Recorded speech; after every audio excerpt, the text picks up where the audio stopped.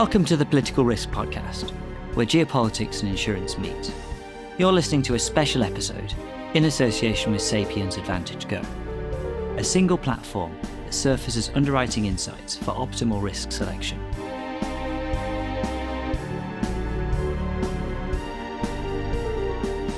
Our theme is art versus science, data, decision-making, and the future of PVT underwriting.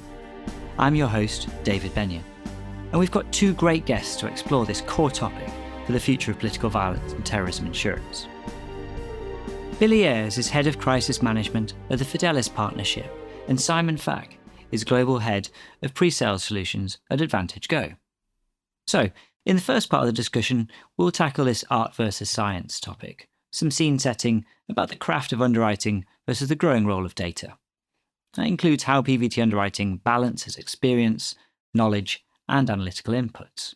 We'll talk about some of the key data points before pricing, and what happens when reliable data is poor or absent. Then we'll move on to talk about data analytics and real-time exposure management, aiming to get a sense of the day-to-day practical realities of underwriting global PV risk with limited time to quote new risks. That includes what underwriters would want from their data analytics, bringing disparate data sets together, and the challenge of quoting in a fast-moving competitive market. And lastly, we'll focus on how terrorism and PV are evolving, focusing on the risk environment, and how underwriting needs are shifting with the future of this line of business. That includes concerns about SRCC emerging as more of a frequency peril, the evolution of terrorism. Now, we recorded this episode in early December, just prior to the tragic events that have taken place in Bondi Beach. So, we don't refer to those tragic events in Australia, but it appears to represent both an active-assailant event and an instance of the changing manifestations of terrorism. And lastly, we address how future PVT underwriting will need to blend together new data and analytics to respond to some changing client needs. So, there's rather a lot to get through. It's a very timely and highly pertinent discussion. Let's get into it. Well, first of all, guys, welcome to the podcast. It's great having you both on. A pleasure to be here. Thanks for having me. Indeed, looking forward to it. Thank you very much.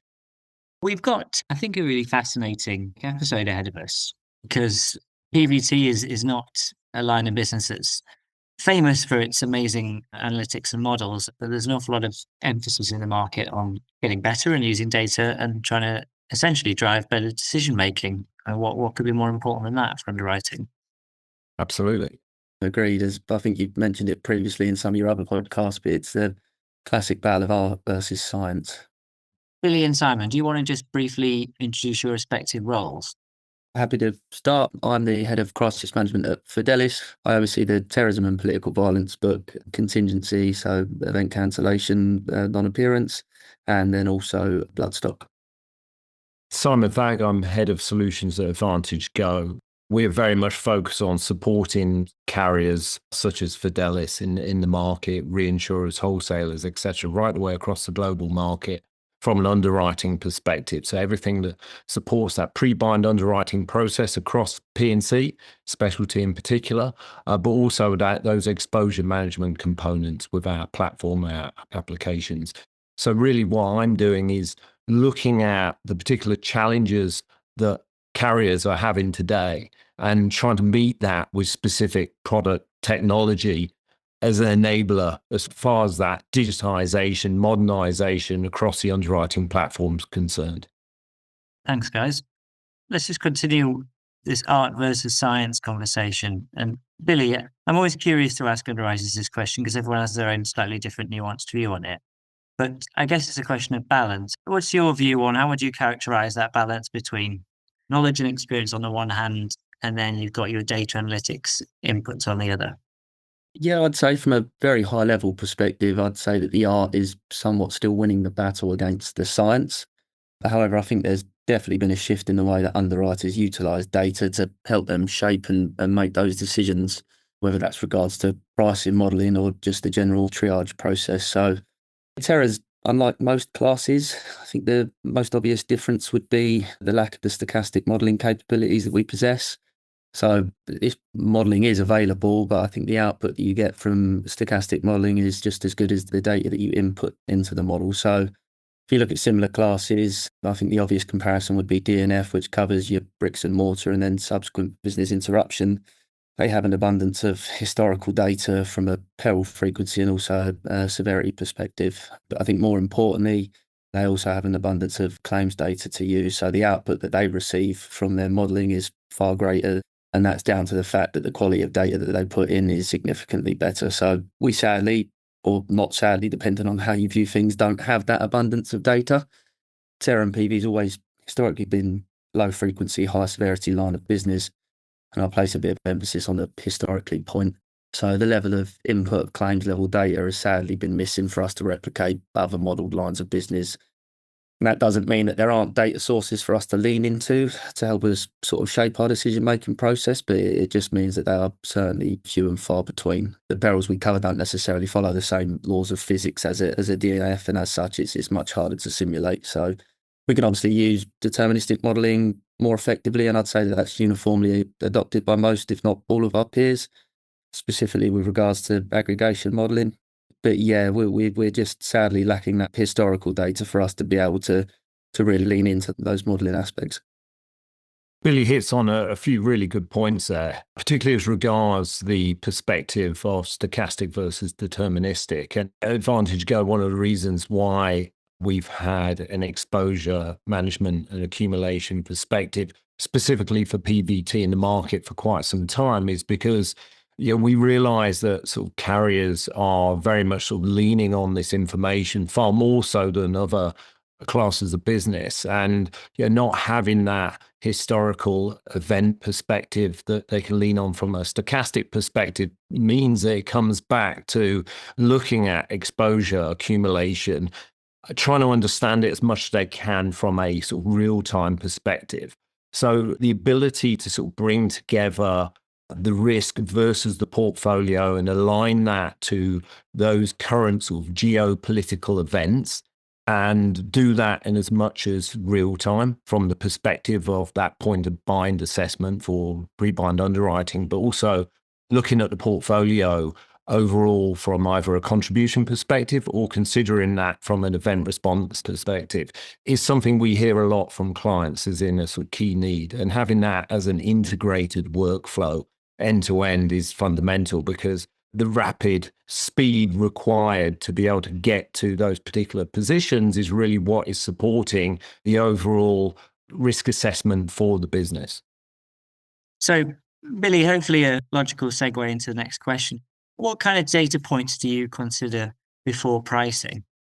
There's an abundance of data that you can use within the pricing process, and I think a lot can be baked into your pricing model. So there's third-party data providers that will easily give you high-level scoring for a country, something as simple as a scoring system from 1 to 10, and it will provide you the respective risk for the perils that we'd insure, and even some perils that we don't insure. So you could have a scoring from anything from TNS all the way through to war, cyber, financial security. I think the problem is with these is that in their nature, they are very holistic and not necessarily specific. So there are variations in the level of risk for different regions within any given country. So even taking that into consideration, these small details like the country scores can help create, I guess, the starting base for pricing, and then overlaying information such as your occupancy type, your ownership data. You can get yourself to what could be considered a model price, which again, I think is that science element that we've obviously referred to. I think the brilliant thing about PVT market is that it's definitely not a complete science. So you need that harmonious use of both the art and science to help find the final position you're comfortable with. And that's not just price, it's also the structure, the deductibles, the commissions, the whole suite of products, really. But then also, I think as underwriters, we need to really analyse even those inputs themselves. I think you yourself, David, you've sat across from quite a lot of my peers, some that have years and years of experience within the PVT market, some very successful and thorough underwriters, and I'd be shocked if any of them could sit and say that they are a complete expert on all the current and historical intricacies of every country that they insure. They'll obviously have a very good understanding, but not as broad as even someone that might live there. So I think we as a London market sometimes tend to place too much weight on the same data sources. And I think at Fidelis, we really try to find ways to not focus too heavily on, for example, Western-centric media because obviously that can be extremely detrimental to the true understanding of what's really happening globally. But I don't think that's just a PVT issue. I think the same goes for political risk market, aviation, marine credit, and many, many more. So we try not to focus too much on the likes of just one media outlet or one Western-centric media source. And then also there's scenarios at Fidelis where we're actually extremely blessed to have a very diverse workforce, and we found leaning on people for their local expertise, just around the political, ethnic and religious makeup. So it really adds to our understanding of the regions, and has really helped us massively with the underwriting of some extremely complex geopolitical situations. The best example I can use is our CEO of our Abu Dhabi office, Youssef, who's Lebanese. He's worked in an abundance of countries in the Middle East and around the world. And at Fidelis, we were one of the few markets actively quoting Lebanese PV business through the multitude, from the multiple iterations of escalation and de-escalation during the Israeli conflict. And his insight, along with others, was invaluable to help us navigate that instability and underwrite with confidence. And I guess that's an example of the art in practice. And we also use the art in conjunction with the science. So we could look at previous conflicts between Israel and Lebanon, look at the frequency and distribution of missile and rocket attacks, and then analyse the occupancy types that were in the firing line during those. And then you can create an extremely robust and somewhat flexible appetite matrix that will allow you to split the region and occupancy and ownership, and allow you to hopefully get a better sleep at night when you're insuring these very, very complex places. It's an interesting confluence between that art and science piece, isn't it? Because obviously, if you've got local resources with local knowledge and you're able to lean on their very specific knowledge of that area, then obviously that is going to feed in at that highest level of value, shall we say. But equally, that doesn't push aside everything that you want to do statistically from an analysis perspective. And so, for instance, one of the things that we see utilizing sort of the exposure management piece is the expansion of concentration zones. So for the SRCC, typically running those sort of 250-meter zones, we're seeing them expanded out to 1 to 2 kilometers. So it's just an example of, okay, what can you do to kind of ascertain a different assessment on a specific zone, maybe where you don't have that person on the ground with the knowledge? How can you look at it more statistically? Can you lean on prior events as a probability of something that's potentially going to happen in the future? And I think we're in an interesting intersect right now, what with technology where it is, and the ability to potentially scrape a lot of that local knowledge from social media and different parts on the web to potentially feed into that, because how many points make a statistic ultimately? And if you're building up a view based on social media scrapes of something that's happening in a locale, you can bring all that together for a collective view of the overall risk. Just touching on a point that Simon makes, which I think is a good one, and I think social media has had many benefits. I think the difficulty is there's a bit of a juxtaposition between us wanting more data, not having enough, but there being a readily amount of data on social media that might not always be as accurate as you'd like it to be. And I guess that's the point of wanting that data, but wanting to make sure that it is reliable and that it's valid, and it's actually adding into the process that you take as underwriters, not necessarily taking away from it or leading you down a path that might not necessarily be one of full truth. One simple question for you, Billy. Hard question, but simple question. Before we get further into sort of data analytics and exposure management stuff, what happens when there simply isn't any reliable data? It's poor or it's non-existent. I'll be as honest as I possibly can be. Well, I mentioned briefly the impact of poor quality and inaccurate data, the vast majority of which is consumed online. And I think that this is more of a holistic view, but that's a pretty damning effect on a population, not only the inaccuracy, but the speed in which it can spread. There's been recent examples where it's led to rapid mobilizations of groups of people in less than 24 hours. And this is me referencing the speed here, but the most recent example is the 212 movement in Morocco, and then the subsequent spread to Nepal, effectively bringing down the Nepalese government within 48 hours. It's absolutely incredible the effect that social media has had. And that's a holistic view. I guess from a more granular level of data view, it can be something as simple as just having a poor schedule, which we see plenty of. And again, I think this point where we differ from maybe some of our peers is we feel that if the data is not clearly decipherable, then it doesn't allow us to get the most basic level of information we need to review the risk, let alone produce a price, let alone accurately model and aggregate for the peril. And therefore, if we can't get that data, then it's just not something that we would entertain. Well, let's dig into this a little bit more then, because what I really want to do is to get a sense of day-to-day practical realities for underwriting PV. And especially because it's a competitive market, you only get a limited time to quote new risks. So, bit of a sort of idealist question for you. What do you think underwriters would most like from their data analytics today? I think utopia would be uniformity and consistency within our data, whether that's schedules or the third-party data sources or the media outlets that we consume.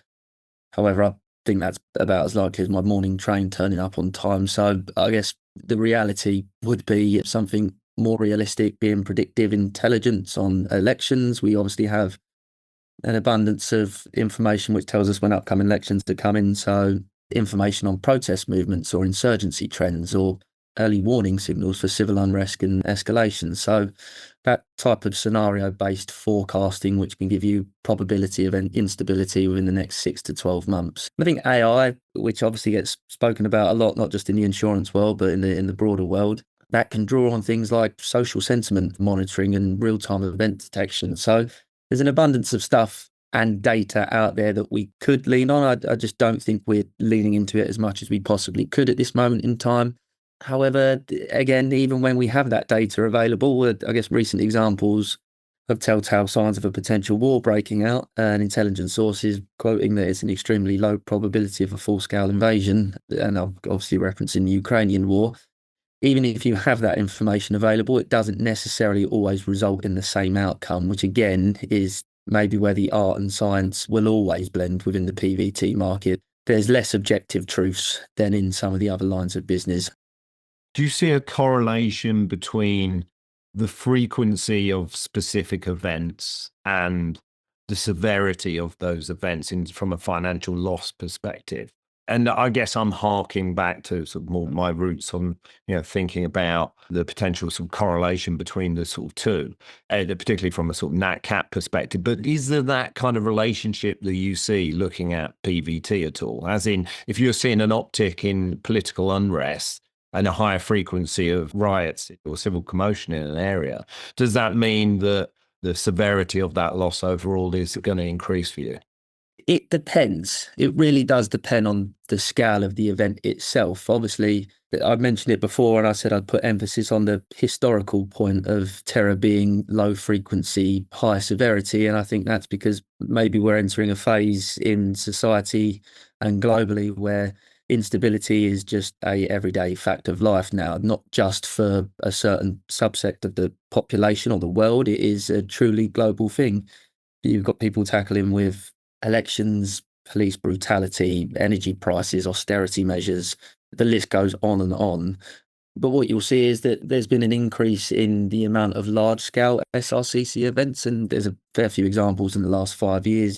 There's a real increase in the frequency specifically of the SRCC risk, and to some extent also PV.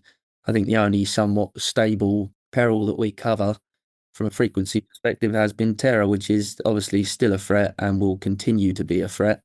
But that obviously is somewhat evolving itself.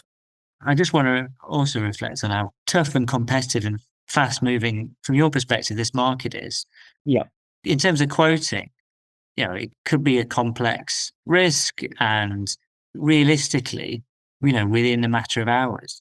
Yeah, you're right. And I think as we previously mentioned, each country has its own fabric, its own religious, ethnic and political makeup, and understanding just one country's past, present and future's difficulties is extremely, extremely difficult. So when you get these schedules come in that will be for these multinational conglomerates where you have multi-billion-dollar schedules with 20 plus countries, varying occupancy types and astonishing BI figures, it's not an easy feat to truly technically underwrite it, especially within the time frame you mentioned. There's an abundance of capacity within our market. I think the annoyance as an underwriter is the geopolitical landscape globally is worsening, but the rates are falling off. As a market, we're experiencing more claims. A lovely paradox. Yeah, it's awesome. I'm enjoying myself massively. So even going back to that example, splitting the varying occupancy types, which all have varying risk profiles depending on their respective countries, and then ensuring you have the right level of pricing adequacy is a real challenge. And more often than not, we find that due to these market conditions that I mentioned, it doesn't necessarily always carry the level of pricing adequacy that we'd expect. Because we've seen examples recently where you'll have 20 plus countries that include exposure within Mozambique, Yemen, Taiwan, Sudan, and they're all extremely complex and geopolitically unstable in their each individual own way. And these are just being bundled in for a specific rate online, which I think sadly is somewhat short-sighted.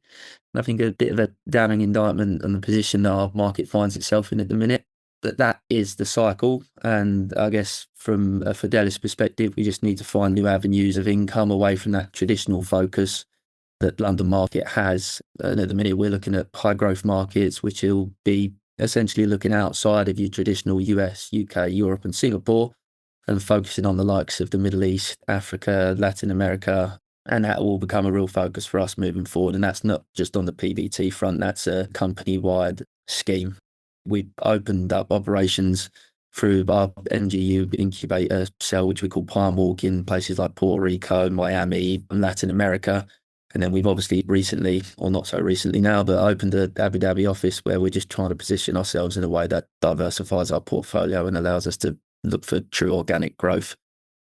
So in those emerging markets, are you seeing exponentially more risk, or is that coming back to the point you were making about people on the ground, data points, bringing all that together? Do you see it as making a calculated assessment of the risk there? And I guess that is underwriting, isn't it? Making a calculated assessment, weighing up the risk to benefit overall. But how are you viewing emerging markets versus the more traditional markets that you're in from that perspective?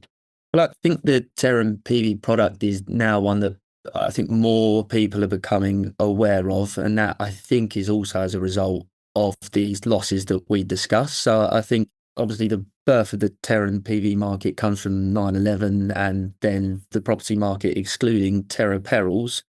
And I think as we've moved into this new phase of our marketplace, the insured risk managers are abundantly aware that PVT risk, SRCC risk and terror risk are real threats, and they're not going away. If anything, they're becoming more and more likely as we become more and more divided. So that opens up opportunities. For us, it's not looking to go into these overly saturated markets where we already have great distribution channels. It's about us opening up our doors and leaning into these places that will in the future account for a significant portion of the world's GDP. And whether that means an abundance of construction projects or renewable energy projects, we want to be there, position ourselves at the front and centre to be underwriting these risks. Well, before we get a chance to go into more about the evolving risk environment, we've touched on different tools that people use. Talk to me about FireAnt. Give us a bit of an explainer about that as an aggregation tool for exposure management. Yeah, a very high-level view of FireAnt is Fidelis' in-house developed exposure management system. And again, David, I think some of the things we spoke about before on the data that you put in is what you will benefit from as you get towards the back end of the process. And this is a prime example is if we can get the adequate data, what we can do is once we send it off to our modelling team, they can put it into FireAnt and essentially give us live, up-to-date view of where our exposures are. And that can be split based on region. It can be split based on what line of business you're looking at. And this is not just specific to terror and political violence. It's used by a multitude of different classes within the company. And then you can obviously split by peril. And on top of that, we have the ability now to look at sublimits, which was a big lesson learned, I think, for the wider PVT market during the Russia-Ukraine conflict, about how those weren't being tracked adequately enough to account for the overall risk of a full-scale invasion. And then outside of that, with this increased in frequency of potential losses and events, I sadly get a lot of pings on my phone telling me when something's going on. And Subsequently, if it means I'm getting pinged, so too are our capital providers, and so too is our management. And as a result, we can easily go into fire round. We can look at the specific scenario, and if we focus on SRCC again, and it might be an isolated incident within one city, we can eventually drop a net over that city, define the size of the net, define the shape of the net, and really quickly and really accurately give a full up-to-date view of what our exposures are at any given time throughout any time within the year. So it's a really, really fantastic tool for us to use. And it's also fantastic because it gives us the ability to speak to our strategic partners and brokers and let them know where we are at a given point in time, and just be abundantly clear and transparent. Yeah, I would just add to that, from an AdvantageGo exact perspective, is that many of the capabilities that Billy highlighted there is what we undertake as part of exact. We very much also focus on a unified portfolio view, replicating all the terms and conditions of all these contracts, including the sublimits, deductibles, limits, attachment points, the coverages, etc., and from an insuring structure perspective. So the ability to sort of get to those net financial positions and multiple different positions, and really sort of reflect from a sort of concentration zone event footprint perspective, whether it's pre, during, post, analyze hazard, risk score appropriately as part of that pre-buying process, apply the high level, high res geocoding sort of to individual assets, and really understand the limit structures and really know where your business is from a real-time perspective is really what it's all about. And I think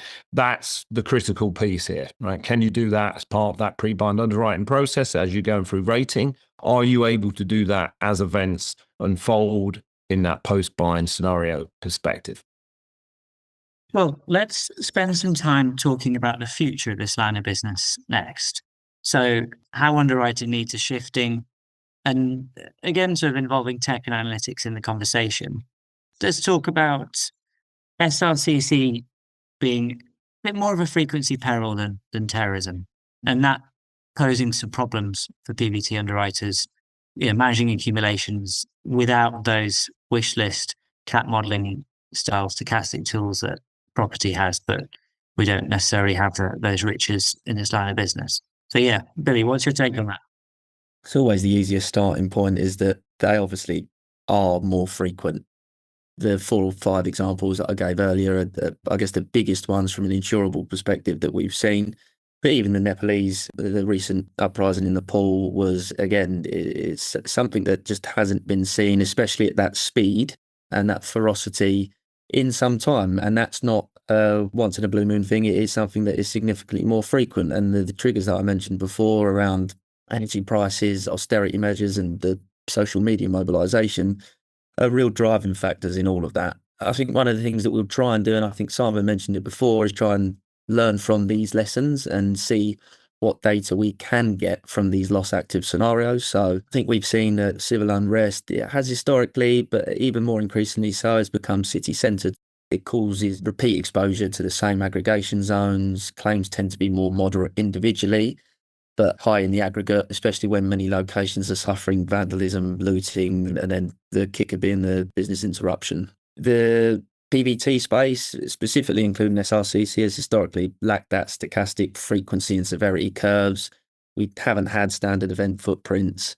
The industry exposure data sets just haven't been there. And then again, what we've touched on previously, those vendor cap models like RMS and AR, they obviously have those in that cat perils, but not for ours. And that means that the underwriters must manage that clash and that aggregation without the probabilistic rigor available in the nat cat space.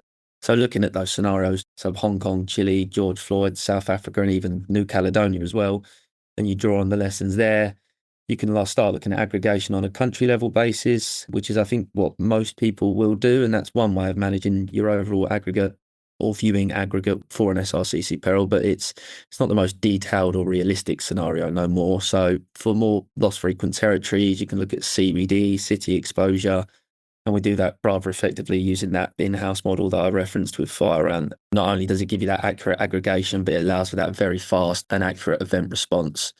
So to answer your question, I'd say it's a constantly evolving piece.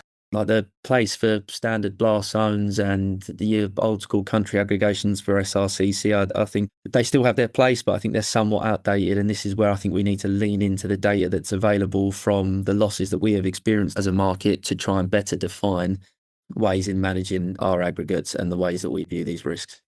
I sometimes wonder as well, because some of the large SRCC loss events that we mentioned in this episode and previous ones in passing, I don't think we've touched on Chile, but I use that as one example, like, as it's like roughly 6 years ago, I think. I mean, that's a really important event in the evolution of the PV market, in the sense that, like terrorism, before and after 9/11, before it was within the property sector and then it was excluded, and then the PV market, well, the same happened, I guess, with SRCC on a much smaller scale in Chile.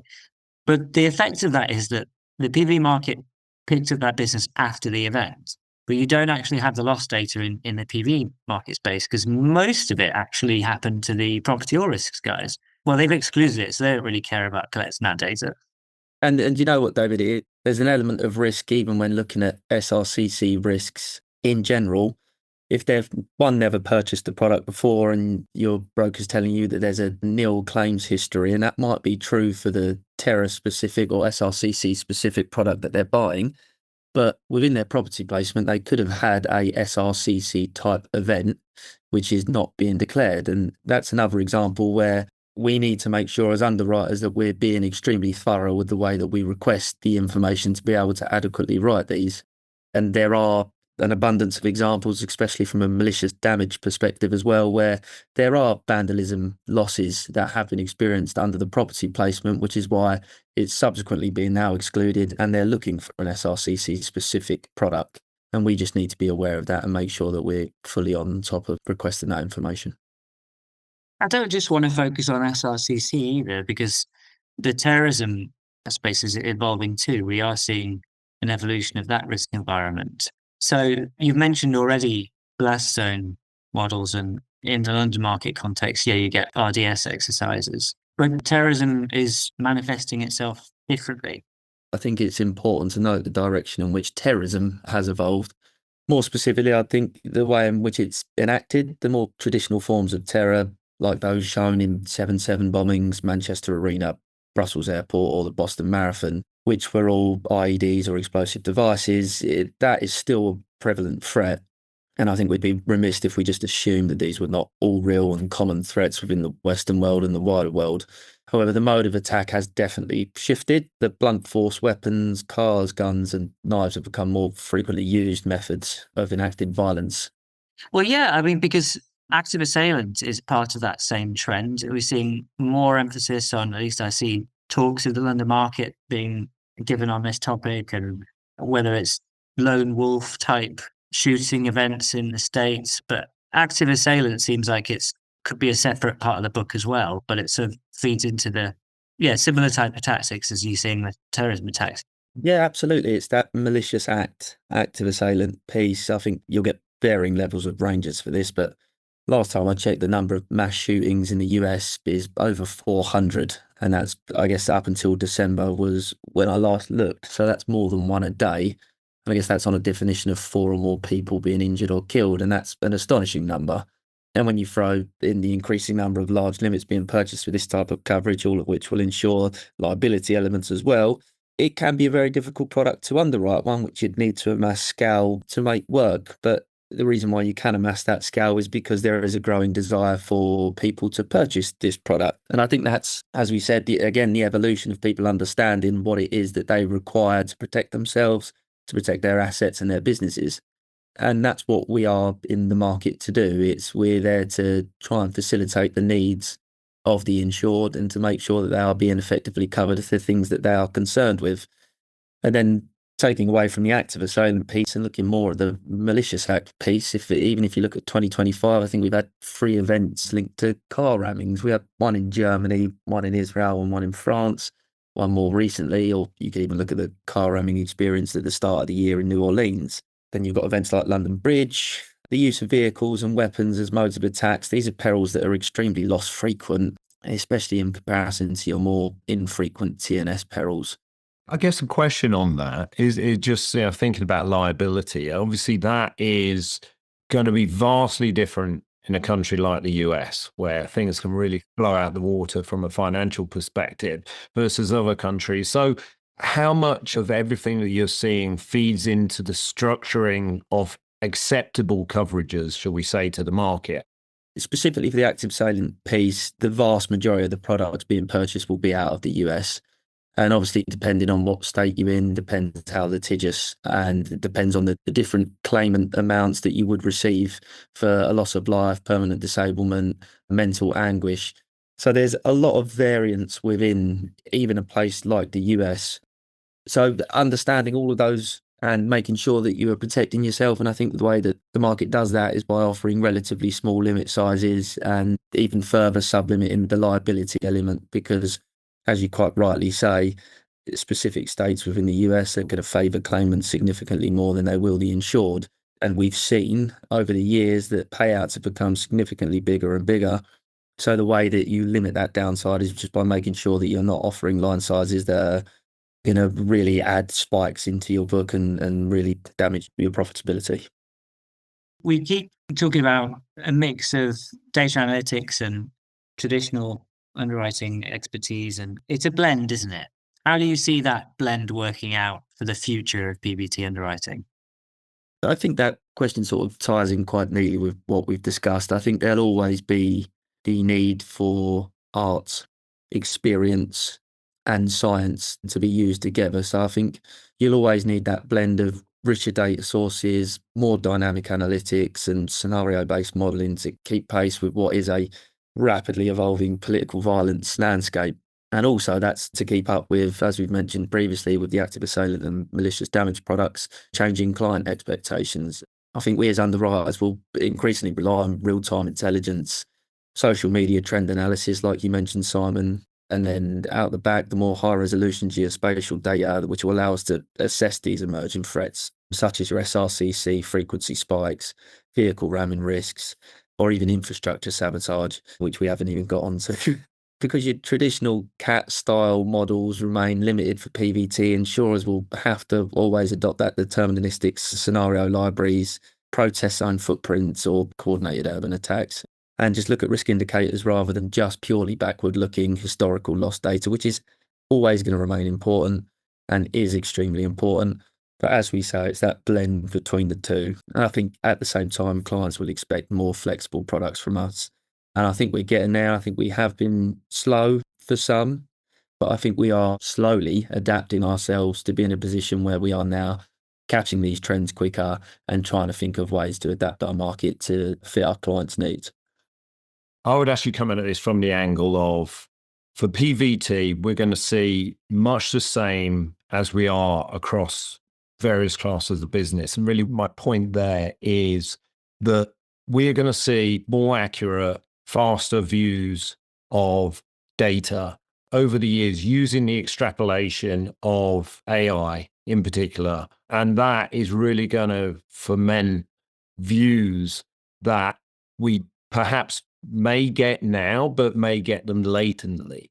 And so really what I'm saying is the ability to address this sort of rapid point of bind assessment and look at specific events in more or less real time with trusted data and the ability to ascertain what's going on that's far more predictive than we have today. And I think we're going to see that evolution happen in the short term as technology is an underpinning enabler.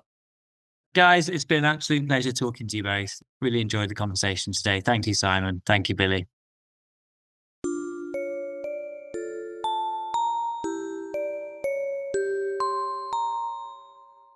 And that's nearly all for another special episode of the Political Risk Podcast, in association with AdvantageGo, part of Sapiens. One last thing, I would direct you to check out the AdvantageGo website. While you're there, if you click the Knowledge Hub and then Insights, you'll find 2 reports published this year about the evolution and the future of the political violence market, both produced in partnership between AdvantageGo and this podcast. So the first one of those is called More Art Than Science, PVT's use of data analysis and modelling techniques. And the second one is called Political Violence, Underwriting in an Age of Insecurity. I'll include the links to both of those papers in the blurb. So until next time, Thanks for listening, and please do tune in again. I'd like to thank my two guests for this episode, Simon Fagg from AdvantageGo and Billy Ayres from the Fidelis Partnership. You've both been great, thank you very much. I've been your host, David Benyon, and production was by Peter McGill, and my cousin Lawrence Durkin made the music.